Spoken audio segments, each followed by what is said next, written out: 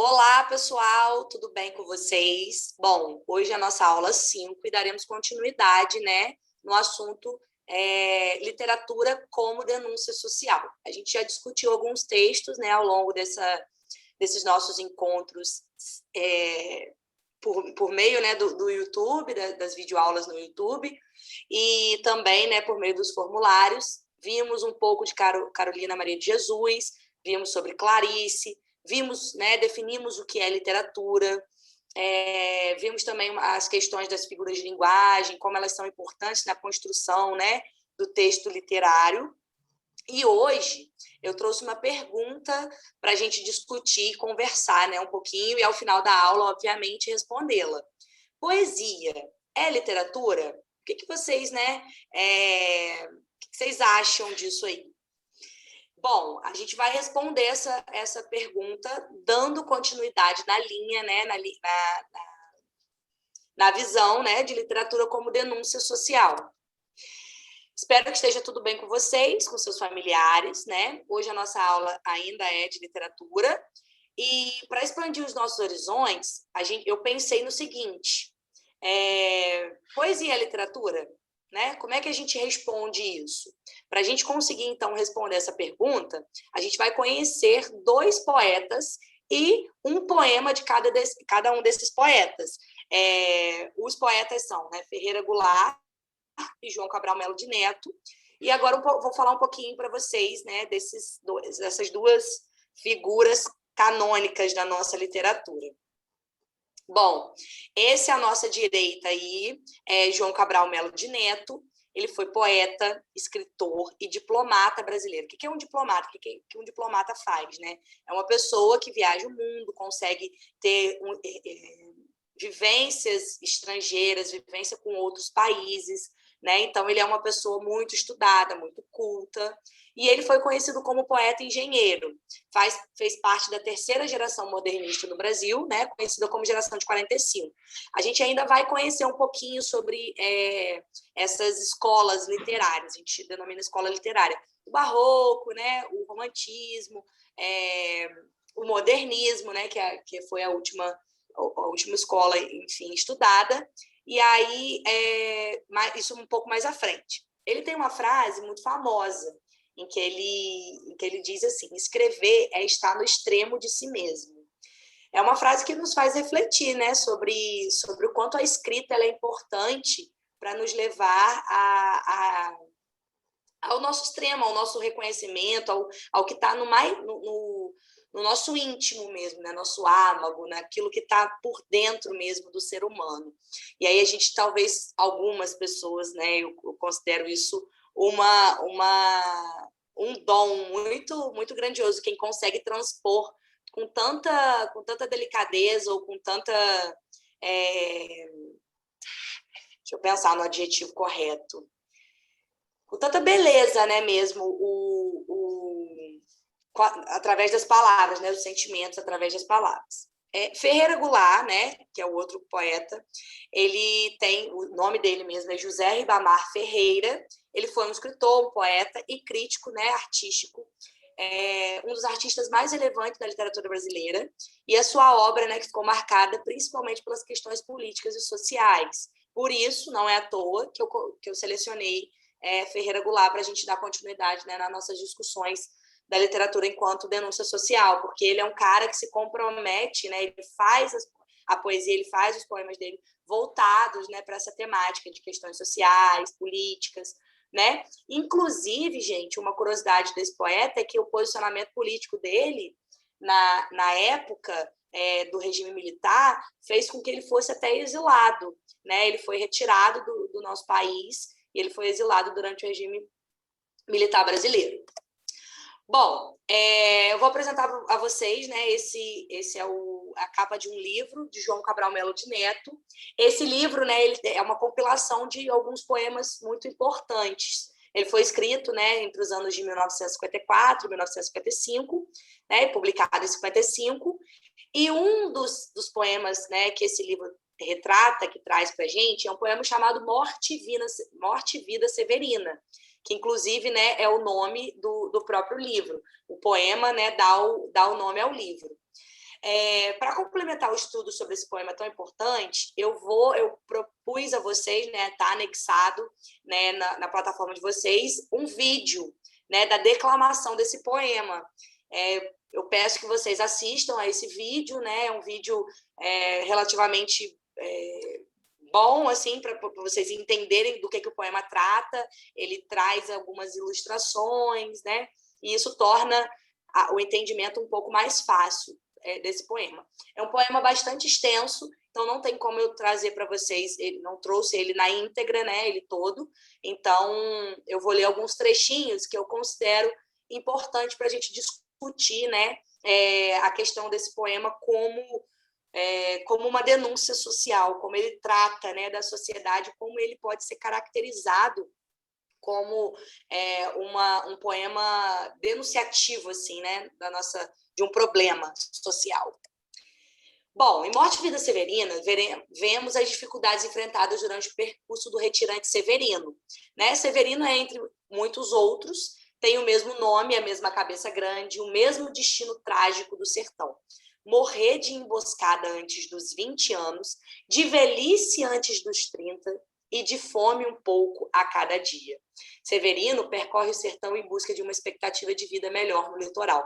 Quem nunca, né, acredito eu que vocês já estejam a par desse assunto, da questão do êxodo rural, né, que aconteceu entre as décadas entre o século, né, 20, 1930, 1960, assim, a industrialização do Brasil ela foi muito intensa. E é justamente nesse período em que, né, João Cabral Melo de Neto escreve esse livro, e aí retrata, né, esse problema social enfrentado durante o meados da década do século XX, que é essa questão do êxodo rural, das pessoas que saem, né, das regiões mais pobres, do interior, em busca de melhores condições de vida, né, no litoral, porque a gente sabe que as melhores capitais, né, do Brasil estão localizadas no litoral brasileiro, as melhores condições de vida estão nas grandes cidades. E aí, Severino vai, né, durante o poema, ele vai contar para a gente como é que foi esse percurso dele, né? Como é que foi, como se deu essa saída. Porque ninguém sai de um lugar, galera, à toa. Ninguém sai do lugar onde nasce, né, do seu quarto, do seu seio familiar à toa. Tem um motivo. E esse motivo é o quê?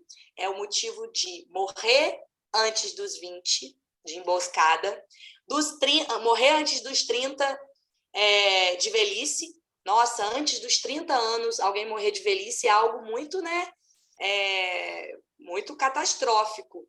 E morrer de fome um pouco a cada dia. Então, a fome, eu trouxe até esse quadro para vocês aqui, ó, dos retirantes, né, feito por Cândido Portinari, que retrata, né, essa família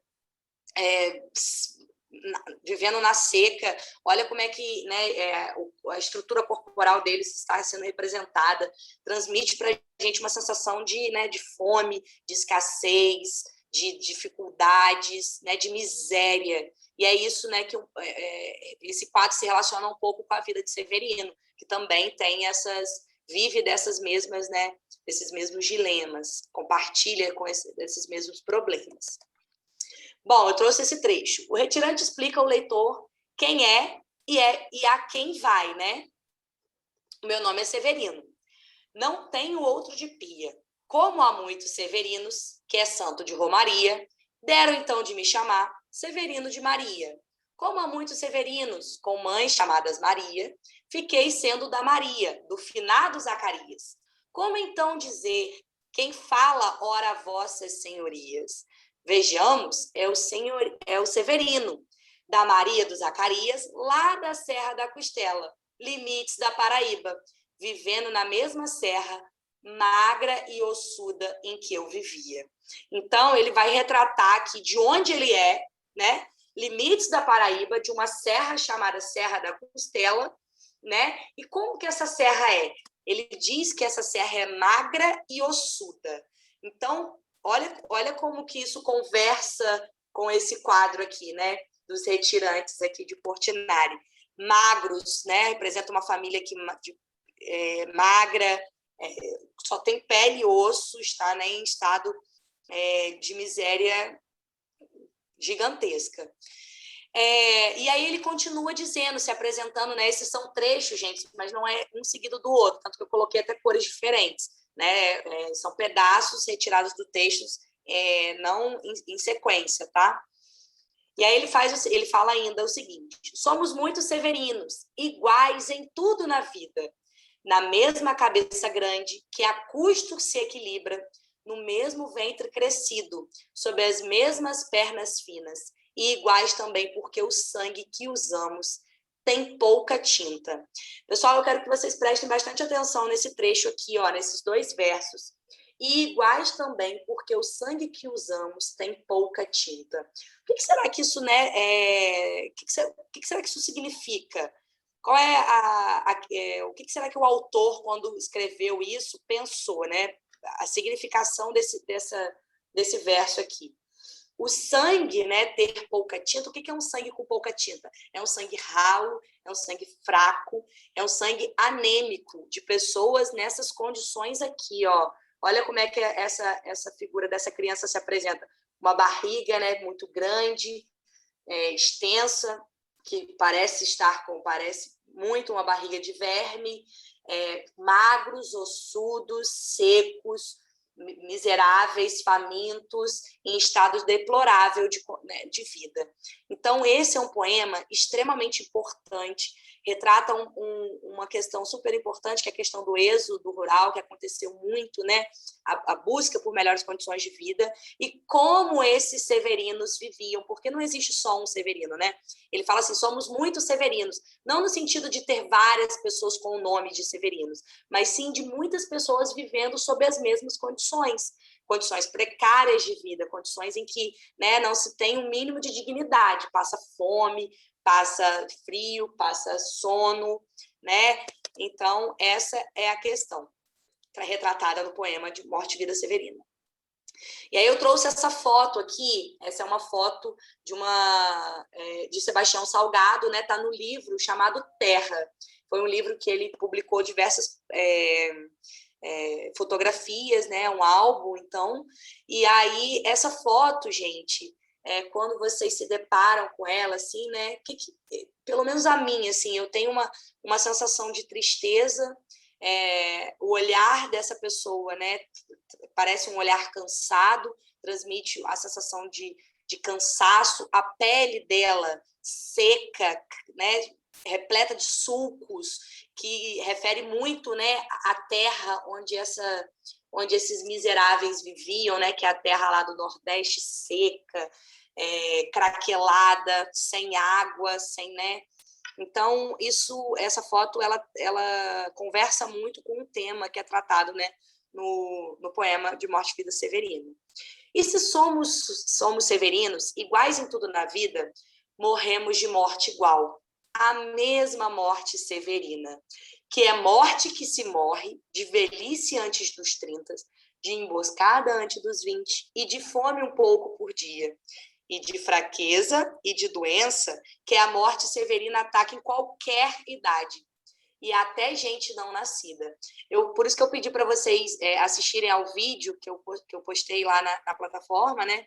Porque ele vai falar para vocês, né, no final do poema, ele vai relatar um caso de uma morte severina, não de uma pessoa de 30, 20 anos, e sim de uma pessoa que não chegou a nascer, porque o ventre na qual ela estava sendo gerado era um ventre severino, né, de vida severina, de vida severa, gente, né? Esse severino aí, essa severina, morte severina, é um adjetivo, né, na verdade. Como essas pessoas vivem, como eles enfrentam a vida, né? Não é uma vida fácil, é uma vida severa, tá bom?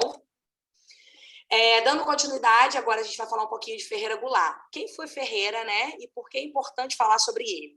Bom, Ferreira Goulart foi um importante escritor também desse meio aí dos anos 80, mais para o final, né? Dos anos 70 até o final do século 20, assim, até o final de 1990. Ele escreveu um poema muito, muito importante, um livro que, por incrível que pareça, tem o mesmo nome do poema, né, em que a gente vai conversar um pouquinho. Ele escreveu o livro Poema Sujo, que também, né, nesse livro tem vários poemas dele, inclusive o poema Sujo, que foi com que esse poema ele fez, né, enquanto ele estava exilado lá na Argentina, em 1975. Ele estava em um apartamento lá na Argentina, em Buenos Aires, né, a capital da Argentina, e aí ele escreveu esse poema.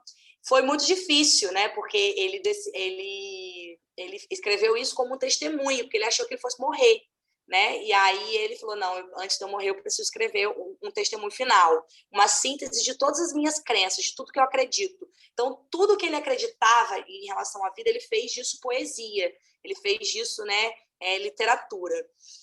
Neste poema específico, Ferreira Goulart faz muitas críticas ao sistema político que o Brasil estava submetido, que era, né, o regime militar. E aí ele constrói, né, as suas poesias, os seus poemas, com a temática voltada para as causas sociais. E aí eu trouxe 2 poemas para vocês de Ferreira Goulart. O primeiro poema chama-se Subversiva.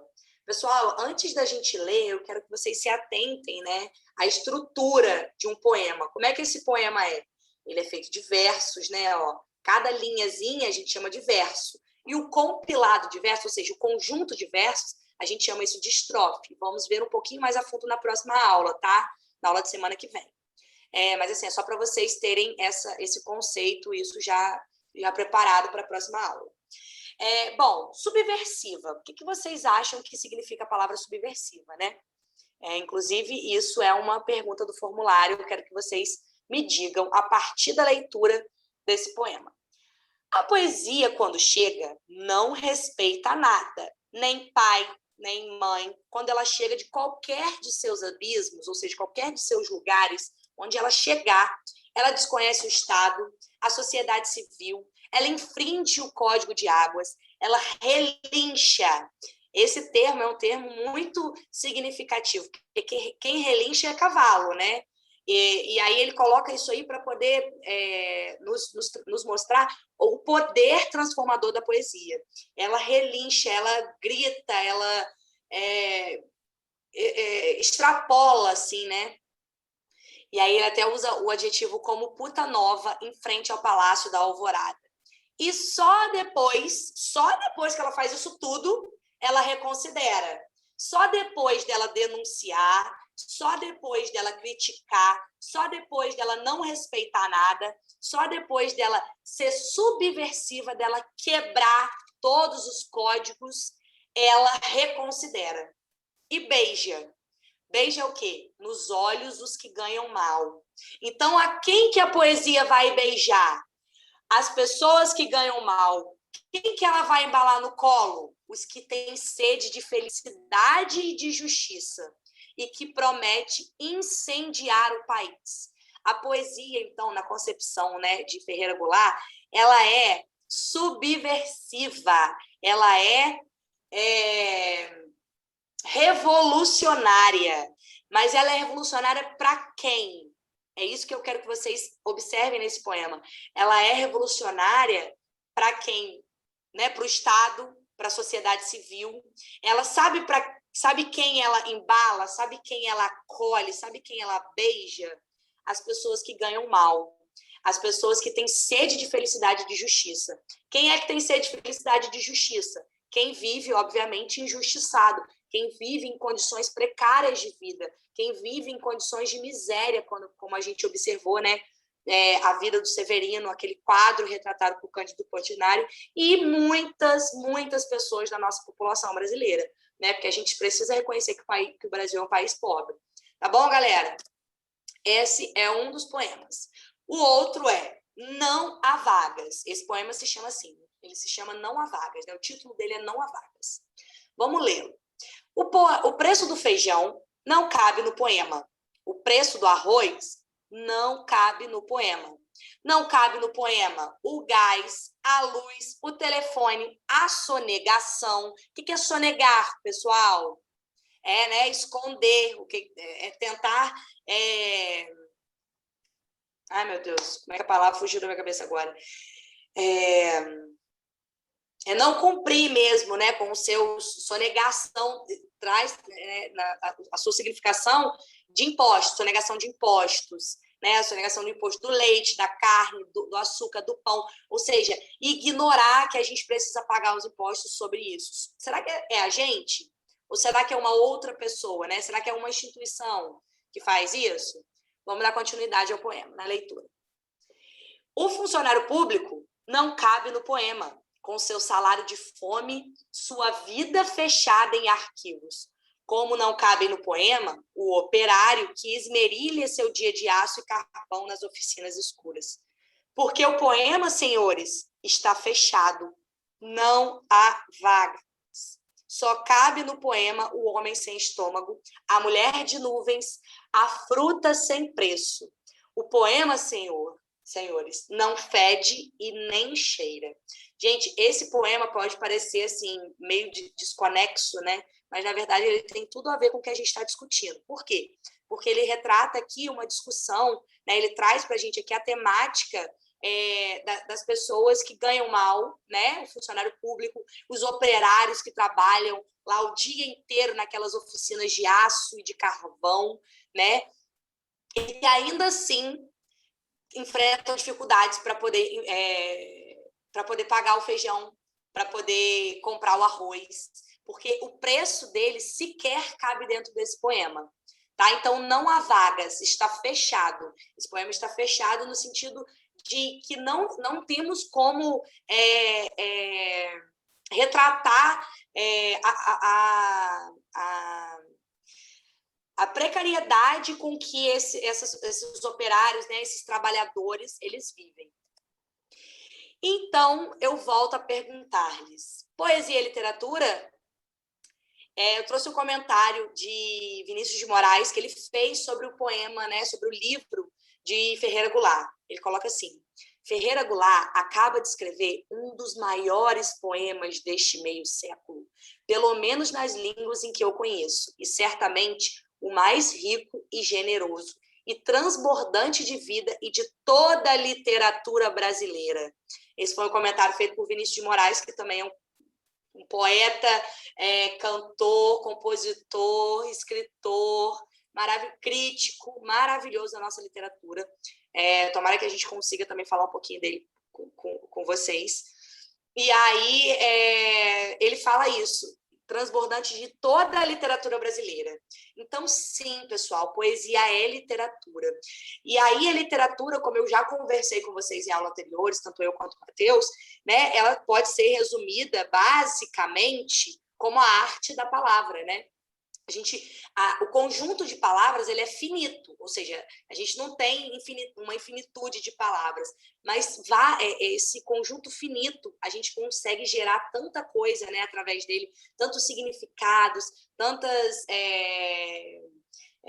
questões, discutir tanta coisa através, né, das palavras. Então, literatura, de maneira geral, ela é, né, esse trabalho com a palavra, em pegar uma palavra e botar ela em outro sentido, trocar, né, os sentidos, brincar com as palavras. Isso é literatura. E a poesia, ela faz isso. Só que a poesia, né, ela é uma das formas de produzir essa arte. É como se fosse assim, uma tela. Né? Eu tenho diversas formas de pintar uma tela. E a poesia é uma dessas formas, tá bom? Né? No caso da literatura. Ela é um dos desdobramentos da literatura. Só que a poesia, ela é estruturada, né? As palavras, elas são escritas em versos. Então, chamamos de poesia a arte de compor versos. E os versos, né, quando eles são organizados, essa estrutura, né, dos versos, em versos, em estrofes, né? Isso chama-se poema, né? O que diferencia a literatura poética da literatura, né, em livros, da poesia, da prosa, é unicamente a estrutura, né, do texto. Na poesia, a gente tem os poemas, né, a estrutura lá da organização. Uma organização totalmente diferente da organização da literatura em livros, né, que é a literatura da prosa, do romance, né? E aí a gente vai conversar um pouquinho mais sobre isso na próxima aula, que é como é que se estrutura, né, essa poesia. Bom, eu espero que vocês tenham entendido, né? Espero que vocês tenham compreendido a discussão que eu trouxe para vocês. Façam um questionário, tá bom? Estou aguardando a resposta de vocês Um beijo, fiquem bem, se cuidem, cuidem dos seus.